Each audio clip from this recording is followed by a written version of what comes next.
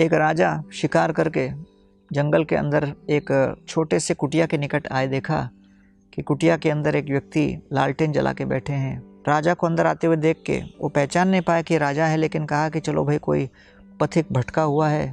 सत्कार किया, बैठने के लिए स्थान दिया, भोजन दिया, जल दिया, और राजा उनके आतिथ्य से और सत्कार से बड़े प्रसन्न होकर कहते हैं कि देखो, आपने मेरा इतना अच्छा सत्कार किया, इसके बदले में मैं आपको पूरा एक वन भेंट स्वरूप दूंगा। तो राजा ने निकटवर्ती एक चंदन का वन इस व्यक्ति को दे दिया।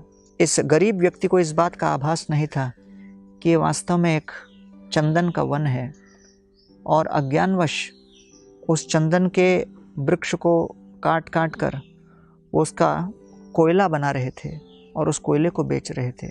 एक दिन सोचा कि आज केवल कुछ लकड़ी बेच के आते हैं। तो जब वो लकड़ी लेके गए तो उसकी सुगंध से लोग आकर्षित होकर समझ गए कि ये चंदन है, और भारी रकम में उसको खरीद लिया। ये अवाक रह गए, पूछने लगे कि भाई इतनी रकम क्यों? तो लोगों ने कहा, अरे जानते नहीं, ये चंदन है, कितना बहुमूल्य है। ये बेचारे गरीब व्यक्ति पश्चाताप करने लगे, रोने लगे, कहने लगे, अरे ये मैंने क्या किया?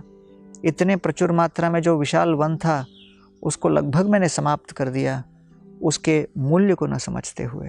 हम सभी के पास 24 घंटे हैं और हर क्षण बड़ा महत्वपूर्ण है, मूल्यवान है। अति परिचयात अवज्ञा सतत गमनात अनादरो भवति, मलये भिल्ल पुरंदरी चंदनम कुरु काष्ठ ईंधनम कुरुते। हर क्षण जो हमें प्राप्त हुआ है उस क्षण का हम कैसे सदुपयोग करें, ये हमारे ऊपर है। और इसीलिए हमें चाहिए कि हम अपना हर क्षण का इस प्रकार सदुपयोग करें कि जो कुछ भी हम चयन करें उससे हमारे चेतना का और हमारे जीवन का उद्धार हो और उसमें उन्नति हो।